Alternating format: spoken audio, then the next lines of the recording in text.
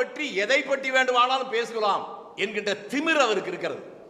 நான் அவரை பார்த்து நேருக்கு நேராக கேட்கிற கேள்வி, ஐபிஎஸ் அதிகாரியாக இருந்த நீ கர்நாடகாவிலிருந்து ராஜினாமா செய்துவிட்டு வந்தாயே, அதற்கான காரணத்தை நீ சொல்கிறாயா அல்லது நான் சொல்லட்டுமா?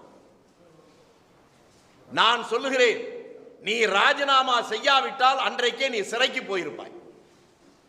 நான் கேட்கிறேன், உங்க ஊரு தெரியும், உங்க அப்பா அம்மா தெரியும், எல்லாம் தெரியும்.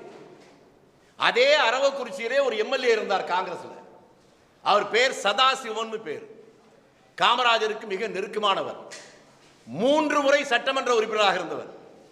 3வது முறை சட்டமன்ற உறுப்பினராக இருக்கிற போது கூட ஒரு கதர் பனியனையும் கதர் வேட்டியையும் கட்டிக்கொண்டு சைக்கிளிலேயே எல்லா கிராமத்துக்கு போய் வருவார்.